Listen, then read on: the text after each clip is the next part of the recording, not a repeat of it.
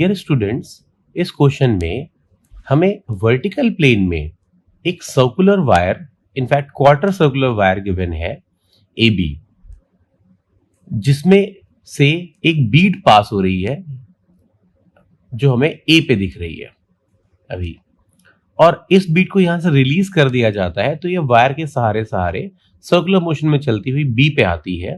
तो हमसे पूछा गया है उस फोर्स के बारे में जो बीड अपने मूवमेंट में इस वायर पे लगाती है। ओके, तो ऑब्वियसली अगर हम ए पर देखें तो ए पर बीड पर नॉर्मल रिएक्शन ऊपर की तरफ लग रही होगी, तो ऑब्वियसली इसका रिएक्शन फोर्स बीड वायर पे नीचे की तरफ ऐसे लगा रही होगी। तो इनिशियली तो हम कह सकते हैं कि बीड ने वायर पे जो फोर्स लगाया है वो इनवर्ड है। सो इनवर्ड है इसलिए हम कह सकते हैं कि ए और सी तो रॉन्ग हो गए, क्योंकि इसमें लिखा है कि ए में लिखा है ऑलवेज रेडियली आउटवर्ड और सी में लिखा है इनिशियली रेडियली आउटवर्ड। अब बात करते हैं बी और डी की। तो देखिए, आगे का एक्सप्लेनेशन समझने के लिए हम एक क्वेश्चन समझते हैं जो आपने भी किया भी होगा, और ऐसे ही समझ में आ जाएगा आपको कि मान लीजिए ये कोई सर्कुलर ट्रैक है जो मैंने यहाँ पे बनाया है, और इस वर्टिकल सर्कुलर ट्रैक पे एक हमने ब्लॉक को यहाँ पे छोड़ दिया।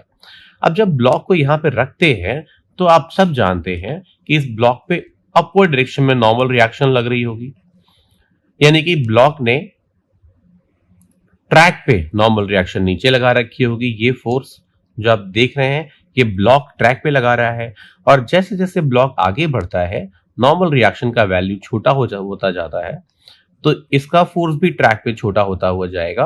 और एक पॉइंट, एक सर्टेन पोजीशन ऐसी आती है, मान लें ये एंगल थीटा है, तो ये थीटा एक ऐसा आता है जो एक्यूट एंगल ही होता है, और उस पर यह नॉर्मल रिएक्शन जीरो हो जाती है, और उसके बाद ये ब्लॉक इस ट्रैक को छोड़ के पैराबोलिक मोशन में फ्री फॉल करता है और कहीं ग्राउंड पे गिरता है at a distance away from B. इसका मतलब इसका नॉर्मल रिएक्शन छूट गया, जीरो हो गया। अब कुछ कुछ ऐसा ही यहां भी होगा।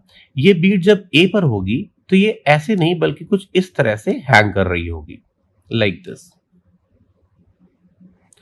तो बीट पर नॉर्मल रिएक्शन तो ऊपर लग रही होगी जैसा कि यहां पे था पहले वाले केस में, और बीट वायर पर इनवर्ड डायरेक्शन में नॉर्मल रिएक्शन लगा रही होगी। और जैसे जैसे पहले वाले ब्लॉक वाले केस में नॉर्मल रिएक्शन घट रहा था, ये नॉर्मल रिएक्शन भी बिल्कुल वैसे ही घट रहा होगा, और सेम पोजीशन थीटा पर आते ही ये नॉर्मल रिएक्शन जीरो हो जाएगा।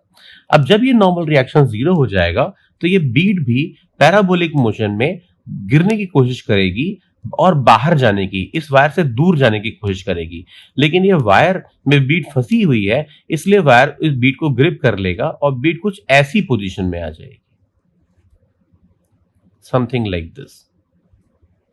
अब ऐसे में बीट तो बाहर जाना चाहती है इसलिए वो वायर को बाहर की तरफ पुल करेगी, तो इसलिए हम कह सकते हैं बीट का वायर पे फोर्स बाद में आउटवर्ड होगा, initially inward and radially outward later. So therefore the correct answer must be